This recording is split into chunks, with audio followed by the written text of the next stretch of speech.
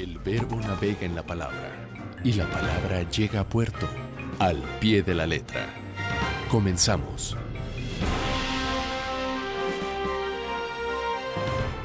Buenas tardes amigos, ¿cómo están? Estamos al pie de la letra como cada miércoles en punto de las 7 para compartir con usted la literatura, las palabras, los editoriales, los autores y los libros. Y estamos listos para arrancar con la letra O de la vuelta número 18 que le damos al abecedario aquí en Al Pie de la Letra.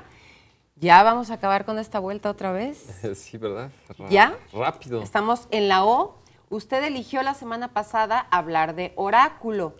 Y si no se sabe la mecánica del programa, se la recuerdo que usted elige el editorial de cada semana. Por lo tanto, proponga usted palabras con la letra P, que inicien con la letra P, para que sea el editorial de la próxima semana. Puede participar a través de la multiplataforma de C7, a través de @C7Jalisco,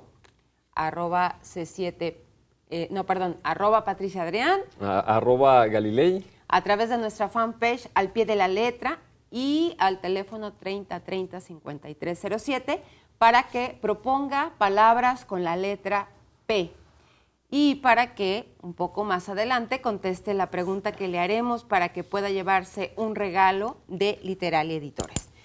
Bueno, ya sabe que estamos transmitiendo a través del 25.2 canal digital, a través de c7jalisco.com y del 96.3 de FM.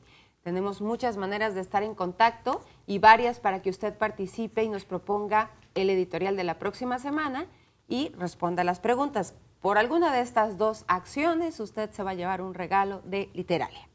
Pues vamos a empezar. ¿Cómo ves, Galileo? La palabra que ganó la semana pasada fue oráculo. Es en verdad una palabra que de alguna forma todos esperamos en algún momento dado, ¿no? Porque exacto. Todos estamos a las expectativas de... esperanzados. No sé, de preguntarle a alguien que nos diga cuál es la mejor forma de poder solucionar un problema, de poder salir adelante, de poder estar realmente pues seguro de la incertidumbre que representa el futuro. Yo empezaría por ahí abordando lo que es esta palabra tan sonora, tan bonita también. Me gusta el sentido que llega a esconder, mágico, de previsión, una forma muy interesante en que los griegos pudieron interpretar ciertas alucinaciones de la que eran las pitonisas, ¿no? Es muy interesante la historia cómo Delfos pues, es uno de los oráculos más importantes, ¿no? Así es. Y por qué eran pitonisas, pues también es interesante que la pitonisa era la serpiente, ¿no? Era una serpiente de Gea, que Apolo mató y que de ahí pues le dedicaron la pitonisa para que fuera la que en esa gruta que se abría entre la tierra, con esos vapores que emergían del fondo, pues las pitonisas se inspiraran y alucinaran ese tipo de respuestas que también reinterpretaban los sacerdotes que estaban encargados de recibirlas y que tenían que reinterpretar los que eran de alguna manera implicados pues en esa pregunta, ¿no? Así es. Para llevarlo a su propia experiencia y que tuviera un significado relevante. Así es. Porque el oráculo podría ser tanto quien interpretaba estos signos o señales, sí, como la propia señal sería el oráculo. Claro. Y bueno, el oráculo sigue siendo vigente a lo largo de la historia. Porque una cosa, Pati, es el oráculo y otra es la adivinación. El oráculo nos estaríamos constriñendo o ciñendo precisamente a esta imagen de la pitonisa, a esta imagen de la interpretación del éxtasis que asumían en una condición pues, de trance y que incluso respondían en verso, ¿no? Las respuestas, ¿no? O sea, las reinterpretaciones y las interpretaciones de una u otra forma recaían a que siempre el oráculo tenía la razón, aunque se equivocara. Y mira porque qué a fin de chistoso. cuentas, sí. El año pasado, la semana pasada hablamos de Nostradamus, que es, bueno, este hombre que Que no predijo, era eso. ¿no? Predijo algunos acontecimientos Ajá. de la historia en el Ajá. mundo. Y ahora nos Ajá. toca hablar de oráculo. Y sí, cómo se complementan, ¿verdad? Así es. Que lo que hacía Nostradamus no era en sí un oráculo, era una adivinación.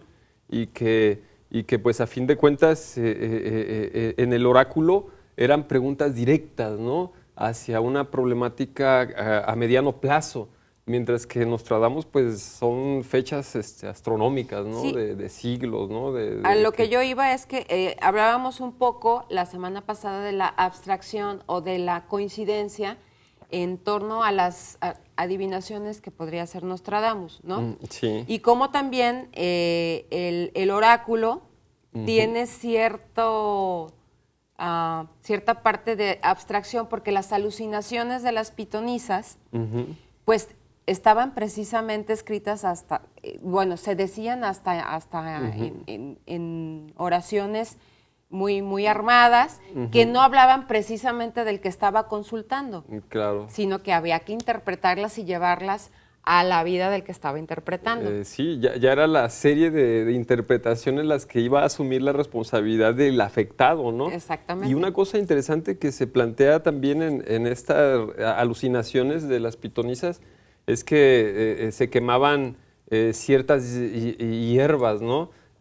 Alucinógenas que precisamente pues, les aumentaban esa sensibilidad y les hacían en alguna medida pues como poder tener ese don de adivinación, ¿no? Que no necesariamente era un don de adivinación más que una simple alucinación que terminaba siendo siempre correcta, ¿no? Y aunque el oráculo se equivocara, el que se equivocaba era siempre la interpretación, ¿no? El oráculo, como tú decías con Nostradamus, ¿no? Cómo buscamos el afán, ¿verdad? De que se cumplan las cosas, Así aunque es. no se Por cumplan. ejemplo, ¿no? yo ahorita predigo, así, Ajá. que Víctor Clavellina va a aparecer en la mesa. Ah, mira, esa es una predicción. ¿Qué tal? Yo ¿Sí o no? yo creo que eso no es una predicción. ¿Soy o no soy pitonisa? Es un acto de magia. Exacto. ¿Cómo Hola. estás, Víctor? Pues aquí, un poquito apresurado, pero ya aquí con ustedes. Perfecto. Al pie de la letra. Estamos hablando de oráculo. Perfectísimo. Y digo, estábamos ahondando un poco en cómo yo soy un poco escéptica en esas cosas, porque se presta muy, bueno, es que cualquier interpretación la puedes llevar a la vida de una persona dependiendo de cuál es el tinte que le des, ¿no? Sí. Y ahí te puedes meter a muchísimos temas de interpretación dependiendo de lo que se diga, cómo se diga y quién lo reciba, ¿no? O el consultante que le llaman. Sí. Sí. Y no sé si ya tocaron el tema, por ejemplo, de que mucha de la literatura, y más el tema como de la religión, hablando un poquito de los mitos, por ejemplo, Edipo, o sea, esta gran tragedia griega, pues empieza con el tema de un oráculo, ¿no? Que dice, ¿sabes que ese niño va a traer la tragedia a tu hogar? Y entonces sucede que pues intentan evitar que este vaticinio se cumpla, ¿no? Entonces, el tema del oráculo es algo súper interesante y cómo va generando esta interpretación de la realidad, de un destino, ¿no? Bueno, es que en sí pues el oráculo está presente en la cultura griega, ¿no? Independientemente de que en Edipo pues se manifieste como ese eje central de lo que no se puede vencer, y precisamente no se puede vencer la decisión de los dioses. Pero Y el oráculo era la eso es lo que decisión yo de los digo dioses, no pudo vencer. Yo buscaría, ¿cuáles son los oráculos modernos? Por ejemplo, el tarot, por ejemplo, sería un oráculo moderno. Las runas siguen siendo Las vigentes. runas siguen siendo, porque son preguntas directas, ¿no? La diferencia entre Nostradamus precisamente es que una cosa es la profecía, que la profecía es como genérica, general, se avienta, y el oráculo es lo particular, se pregunta, se responde. Pero Es la fíjate que precisión. es un poco... aunque todas son subjetivas en absoluto, Exacto. ¿no? Pero lo que es como forma, Pero hay digamos, gente es que así. realmente pone su vida en mano de sus Del tarot, decisiones, ¿no? Ajá. En, Que Napoleón le gustaba ir con los astrólogos, consultarlos, por ejemplo, ¿no? Que Hitler también tenía sus adivinadores, ¿no? el poder, Pati, como que siempre ha estado cerca ligado a eso, de pero esa- definitivamente Salinas- tiene que ver con el propio poder que tú le das a esas Salinas cosas. tenía la paca, ¿te acuerdas? La paca era ¿Sí? una maga que aparecía cráneos en los patios.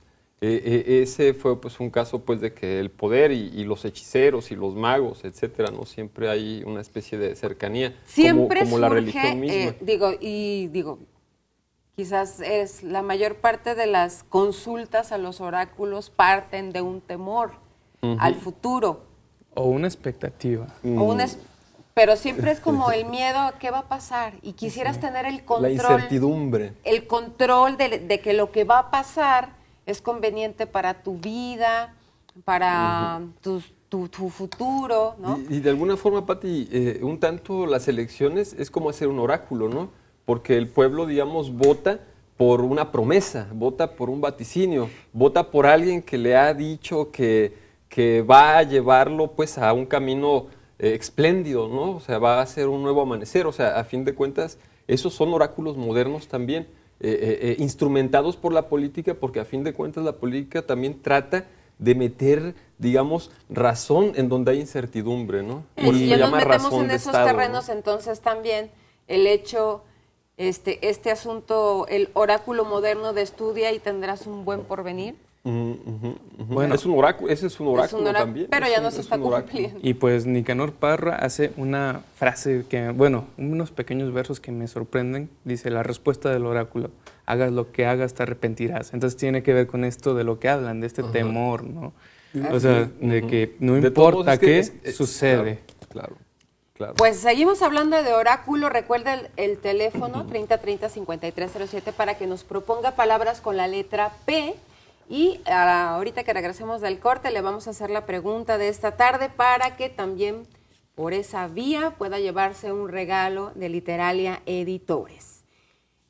Contáctenos también en la fanpage, también ahí es una vía directa para estar en contacto, quizás hasta a través de su teléfono, puede decirnos palabras con la P.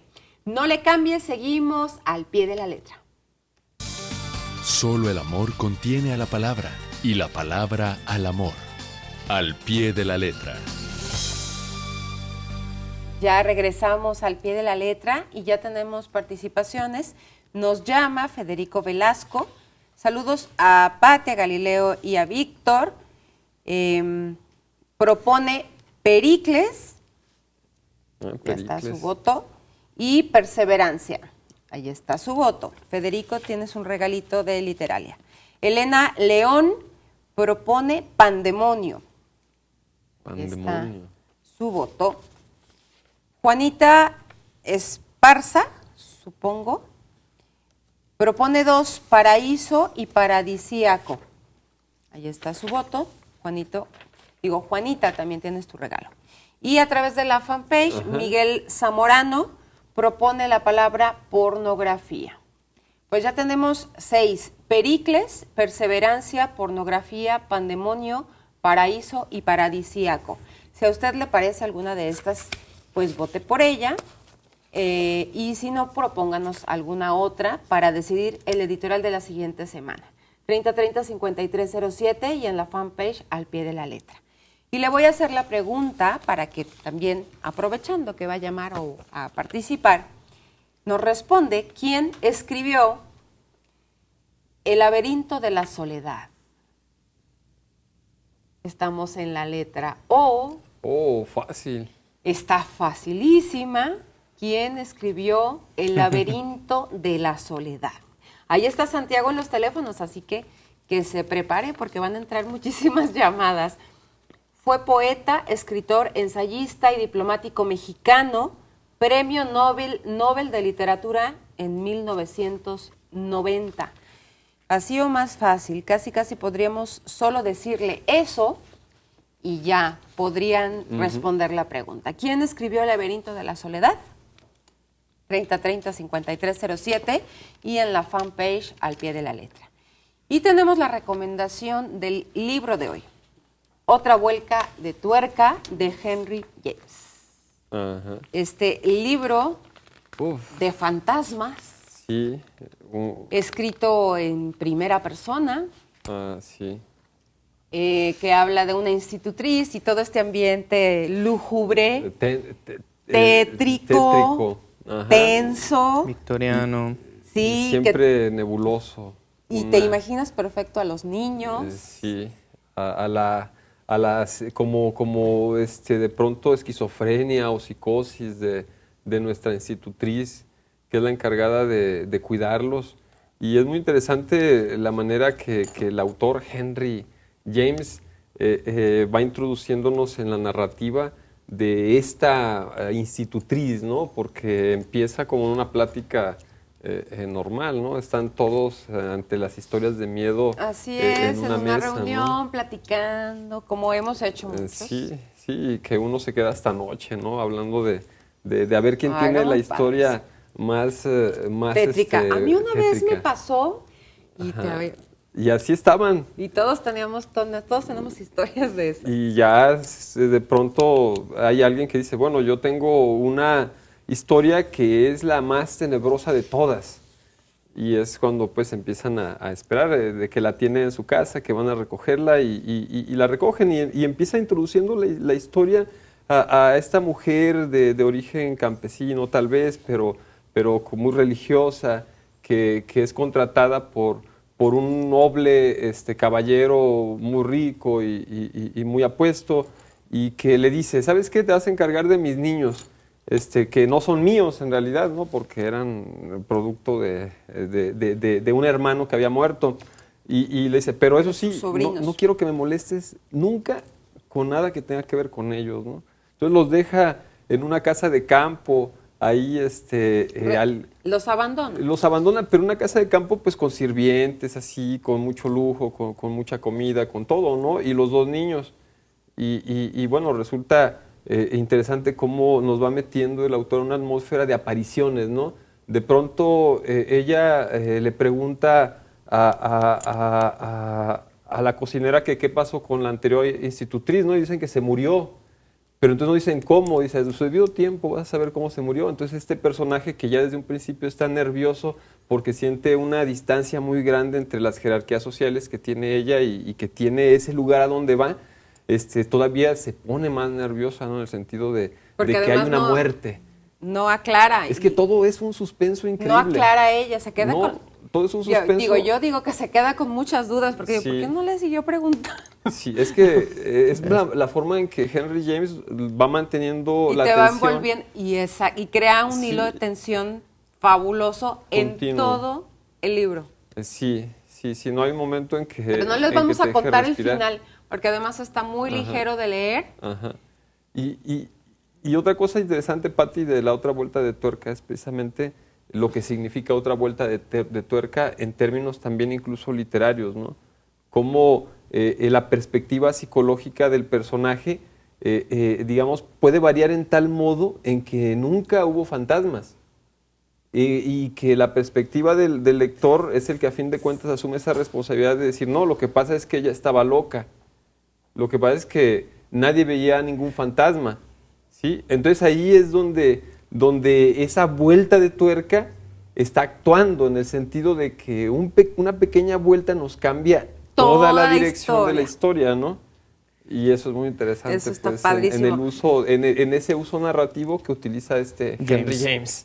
Ahí en ese texto. Y ya, de verdad no le vamos a contar el final. No. Solamente, Acá el señor productor me lo está diciendo.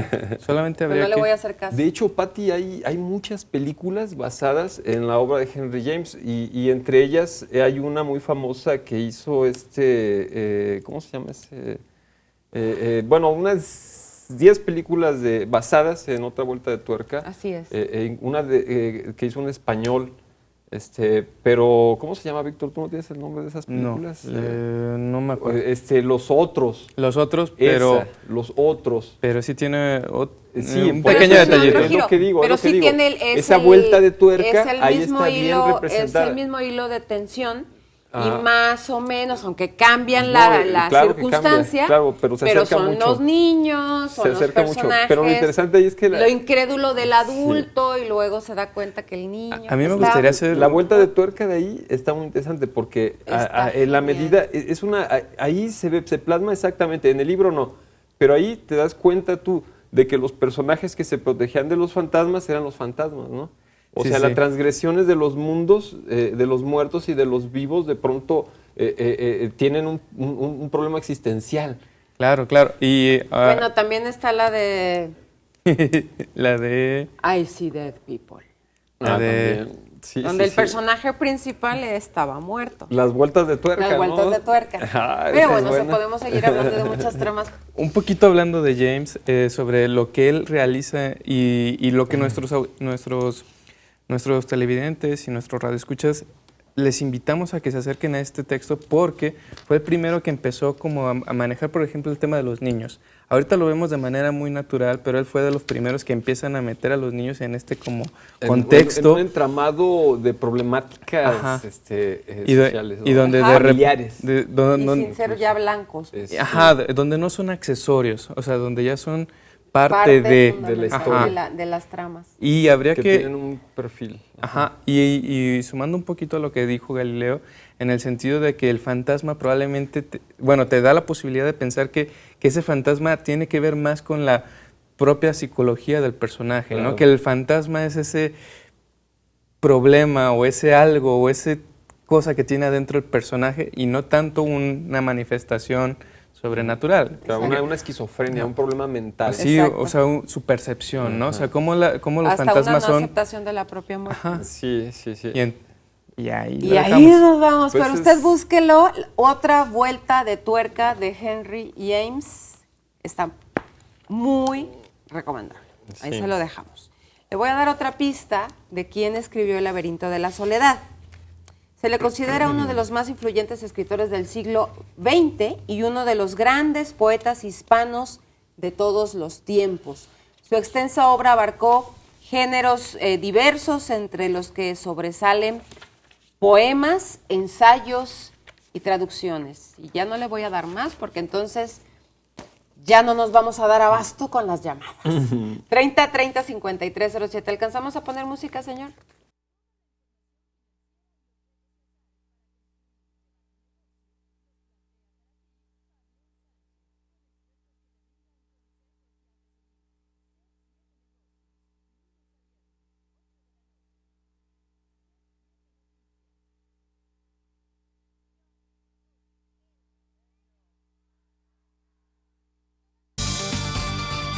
Continuamos la travesía contigo, al pie de la letra. Ya regresamos al pie de la letra. Nos llama Cecilia Venegas, dice saludos para todos, muchas gracias. Y efectivamente, Cecilia, tu respuesta es correcta. Carmina Gómez responde correctamente, dice es mi primera vez escuchando su programa, me gustó mucho. Carmina, pues nos escuchamos cada miércoles en punto de las 7. Y si quieres vernos, también se puede. Rodolfo Castellanos responde correctamente. Muy bonito programa. Muchas gracias, Rodolfo. María de la Paz Mora responde correctamente. Dice que nos felicita, que somos muy cultos. Muchas gracias, señora María de la Paz. Miguel Ángel, sin apellido, responde correctamente. Jesús Ortiz responde correctamente y propone la palabra peón. Ahí está. Hacía mucho que no escuchaba esta palabra, fíjense. Ahí está Jesús. María Guadalupe Guerrero felicita el programa, responde correctamente y claro que tienes tu regalo, María Guadalupe, por haber respondido correctamente. Los que responden correctamente o proponen palabra para la siguiente semana o votan por alguna de las que ya tenemos aquí, tienen un regalo de Literalia que pueden recoger de hoy miércoles y hasta el próximo miércoles hasta las 7 de la noche. Así que vienen aquí a Francisco Rojas González 155, esquina con Avenida México, en horario de oficina, con una identificación. Y dicen, vengo por mi libro de Al pie de la letra. Y ya, con eso es suficiente. Sí. Y Jorge Guillermo Guerra, a través de la fanpage, responde correctamente y vota por Paraíso. Va ganando Paraíso, señores. Jorge Guillermo, respóndenos inbox, porque luego todo el mundo ve la respuesta. Tuvimos que borrarla. Espero que lo comprendan. Bueno, pues seguimos con el programa. ¿Quién escribió El laberinto de la soledad? Preocupado por confirmarse la existencia de vínculos entre la moral y la poesía, en 1931 escribió a los 16 años el que sería su primer artículo publicado. Se llamaba Ética del Artista. 16 años. Donde, antes de plantearse la pregunta sobre el deber del artista entre lo que domina arte de tesis o arte puro, descalifica el segundo en razón de la enseñanza de la tradición. ¿Qué tal, 16 años tenía el muchacho. Y bueno, tenemos a nuestro autor de esta tarde con la O. Así es. De Onetti, Juan Carlos Onetti, nacido en Montevideo el 1 de julio de 1909, y murió en Madrid el 30 de mayo de 1994. Y sí. La escritora uruguaya Cristina Peri Rossi considera que Onetti es uno de los pocos existencialistas en lengua castellana. Mario Vargas Llosa, quien preparó un ensayo sobre Onetti, dijo en una entrevista a la agencia AFP en mayo de 2008 que es uno de los grandes escritores modernos y no solo de América Latina. Y sigue diciendo Mario Vargas Llosa que su mundo es un mundo más bien pesimista, cargado de negatividad. Eso hace que no llegue a un público muy vasto. Con anterioridad, Vargas Llosa había comentado también que Onetti es un escritor enormemente original, coherente. Su mundo es un universo de un pesimismo que supera gracias a la literatura. En 1930, con apenas 20 años, se casó con su prima, María Amalia Onetti. En marzo del mismo año, la pareja viajó a Buenos Aires, donde residieron. El 16 de junio de 1931 nació su primer hijo, Jorge Onetti Onetti, también escritor, que falleció en 1998. En 1933 aparece su primer cuento publicado, Avenida de Mayo, diagonal Avenida de Mayo, en La Prensa, después de ganar un concurso convocado por el mismo diario. Poco después se separa de su mujer y un año más tarde, de regreso en Montevideo, vuelve a contraer matrimonio, ahora con María Julia Onetti, la hermana de María Amalia. Por esa época escribe la novela Tiempo de abrazar, que publicará décadas después, en 1974. En ese entonces se separa de su segunda esposa también y desarrolla un interés por las artes plásticas que se reflejan en su correspondencia con su amigo Julio Epairó y su relación estrecha con Joaquín Torres García. Desempeña este cargo hasta 1941, cuando abandona el semanario por diferencias con Carlos Quijano y comienza a trabajar en la agencia Reuters. En ese año publica su segunda novela, titulada Tierra de Nadie, que aparece en Buenos Aires, editada por Losada, y poco después es enviado como corresponsal a Buenos Aires, donde permanecerá hasta 1955. Trabaja como secretario de redacción de la revista Vea y Lea e Ímpetu. En 1943 aparece Para esta noche, cuyo título original fue El perro tendrá su día. En 1945 se casa con una compañera de trabajo de Reuters, la neerlandesa Elisabeth Maria Pekelaring.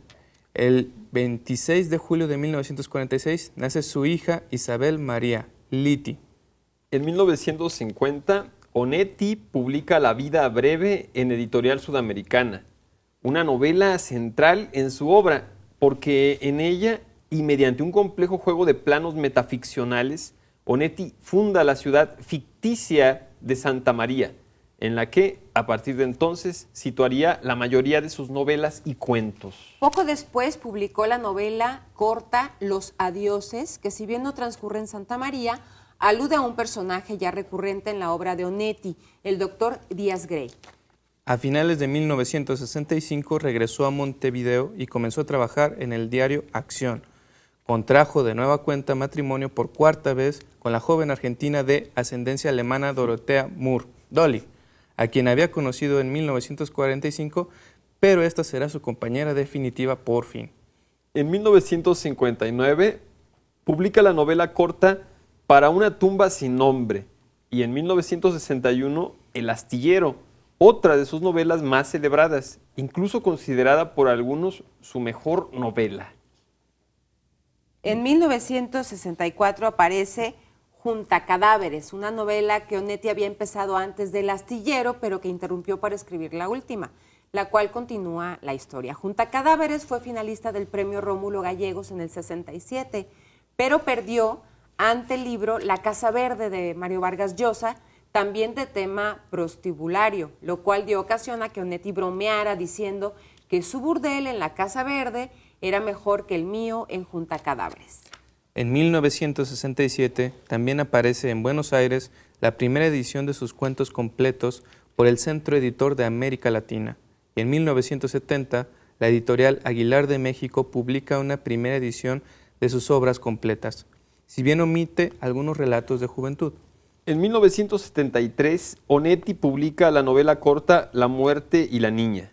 En 1974 publicó una segunda edición con sus cuentos completos y la novela corta Tiempo de abrazar, junto con todos sus cuentos escritos y publicados entre 1933 y 1950, además de ser jurado del Premio Anual de Narrativa organizado por Marcha, que se otorgó a Nelson Marra por su cuento El guardaespaldas.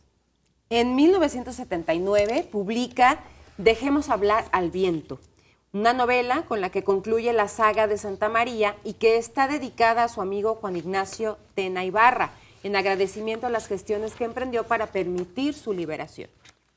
Además de esta novela, continuó escribiendo artículos, muchas veces tratando la problemática de los exiliados latinoamericanos. En 1981 es anunciado como el ganador del Premio Cervantes de 1980, recibiendo así el galardón más importante de su carrera, el mismo año que fue propuesto por el Pen Club como candidato al Premio Nobel de Literatura, pero ese no lo ganó. Cuando en 1985 la democracia regresa a su natal Uruguay, el presidente electo Julio María Sanguinetti lo invita a la ceremonia de instalación del nuevo gobierno. El escritor agradece la invitación, pero decide permanecer en Madrid. Y en 1987 publica Cuando entonces, su primera novela después de 8 años. Para entonces Onetti llevaba una vida cada vez más ermitaña. Pasó sus últimos años encerrado en su apartamento sobre la Avenida América, en donde recibía la visita de lectores y periodistas sin salir prácticamente de su cama, leyendo, fumando y tomando whisky. Y así podemos seguir hablando de Onetti de manera interminable, pero queremos compartirles, por ejemplo, sus premios, ¿no? El Premio Nacional de Literatura de Uruguay, que lo recibe en el 62, el Premio Cervantes. En el 80. El Gran Premio Nacional de Literatura de Uruguay en el 85, el Premio de la Unión Latina de Literatura, y en el 72 fue elegido como el mejor narrador uruguayo de los últimos años en una encuesta realizada por el semanario Marcha, en la que participaron escritores de distintas generaciones. Sí, es muy interesante la manera narrativa de Onetti y la descripción pues que hace Vargas Llosa, que comentamos al inicio, pues no se queda para nada atrás en ese pesimismo constante. Yo compartí con el público, pues quienes tengan acceso a la fanpage, compartí una entrevista de Onetti Muy interesante. y muy interesante la entrevista. Es una entrevista que le hacen en el hotel donde vive. Y Onetti ahí está en su cama, de pronto se levanta, fume, borracho todo el tiempo, hablando de cómo una vez lo contrataba un publicista y una serie pues a veces de cuestiones que son demasiado personales y demasiado privadas. Tal vez estaba un tanto borracho porque en otra entrevista que le hacen en España, una vez, bueno, volvemos, ¿verdad? Sí, tenemos que ir a un corte, pero ahorita regresamos porque tenemos un poema, tenemos que seguir hablando de lo que nos estabas diciendo, claro. Galileo, y un poema de Juan Carlos Onetti para que se quede con ese buen sabor de boca.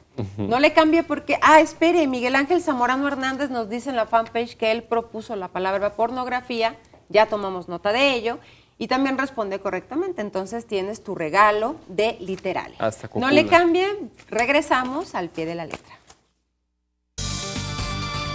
Conspirar por la palabra, al pie de la letra. Ya regresamos al pie de la letra y le aviso que va ganando Paraíso. Por si usted quiere que gane Pericles, Perseverancia, Pornografía, Pandemonio, Paradisiaco o Peón, vote por ellas porque ahorita va ganando Paraíso. Así que en la fanpage Al Pie de la Letra o al 3030-5307 puede pues votar para que gane la que usted quiera. Y estábamos hablando de Onetti. Ah, sí.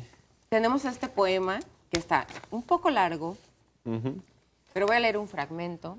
Sí. Se llama Balada del ausente. Entonces no me des un motivo, por favor. No le des conciencia a la nostalgia, la desesperación y el juego, pensarte y no verte, sufrir en ti y no alzar mi grito, rumiar a solas gracias a ti por mi culpa, en lo único que puede ser enteramente pensado. Llamar sin voz porque Dios dispuso que si Él tiene compromiso, si Dios mismo le impide contestar, con 2 dedos el saludo cotidiano, nocturno, inevitable, es necesario aceptar la soledad, confortarse hermanado, con el olor a perro en esos días húmedos del sur, en cualquier regreso, en cualquier hora cambiable del crepúsculo, tu silencio y el paso indiferente de Dios que no ve ni saluda, que no responde al sombrero enlutado, golpeando las rodillas, que teme a Dios y se preocupa por lo que opine, condene, rezongue, imponga. No me des conciencia, grito, necesidad ni orden, estoy desnudo y lejos. Lo que me dejaron, giro hacia el mundo y su secreto de musgo, hacia la claridad dolorosa del mundo, desnudo, solo, desarmado, bamboleo mi cuerpo enmagrecido, tropiezo y avanzo, me acelero tal vez a una frontera, a un odio inútil, a su creciente miseria, y tampoco es consuelo, esa dulce ilusión de paz y de combate, porque la lejanía no es ya, se disuelve en la espera graciosa, incomprensible de ayudarme a vivir y esperar. Y ahí le paro porque está muy largo. Y bueno, sí hay que decir que Onetti es más narrador que sí, poeta. ese aliento muy largo. ¿Verdad? Muy lírico. Sí. Y bueno, pero...